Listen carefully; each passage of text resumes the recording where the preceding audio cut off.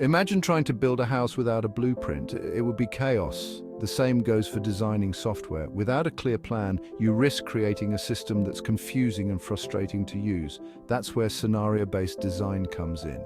It's like a blueprint for user experience. By thinking through how people will actually use a system, you can design it to be intuitive and easy to use. Scenarios help us understand the goals, needs, and potential pain points of our users.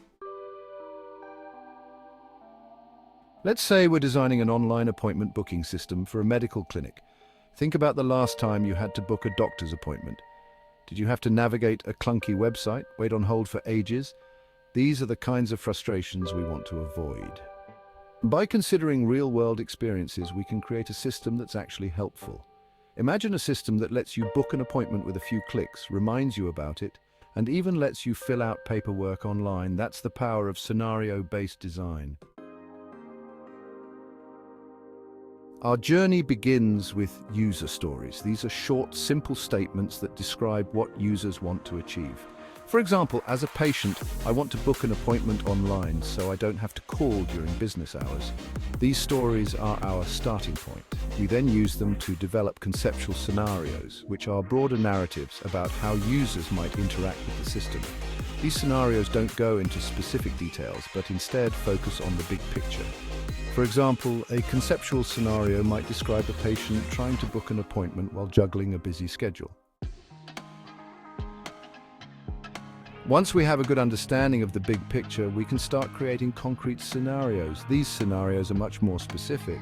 They describe step by step how a user would interact with the system to achieve a particular goal. For example, a concrete scenario might describe how a patient would use the online system to book an appointment, including the specific actions they would take and the information they would need to provide. Use cases take the detail of concrete scenarios a step further. They formalize the interaction between the user and the system. They list all the possible actions a user can take and all the possible responses the system can provide. For example, a use case for booking an appointment would specify all the steps involved, including entering patient information, selecting a doctor, choosing an appointment slot, and confirming the booking. The first step in scenario-based design is to gather user stories. We need to understand what our users want to achieve. We can do this through interviews, surveys, and focus groups. The key is to listen to our users and understand their needs. We need to know their pain points and what they find frustrating about existing systems. Once we have a good collection of user stories, we can start developing conceptual models. These models help us understand the system from the user's perspective. They show the key tasks users want to perform and how those tasks are related. Conceptual models don't need to be fancy. Even a simple diagram can be helpful. Creating concrete scenarios.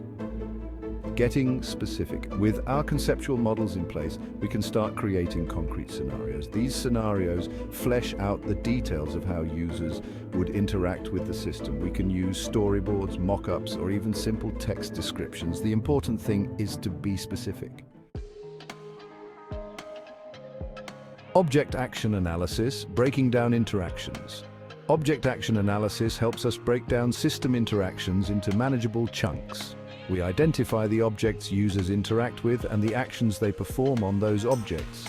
This analysis helps us design the user interface and ensure all necessary functions are available.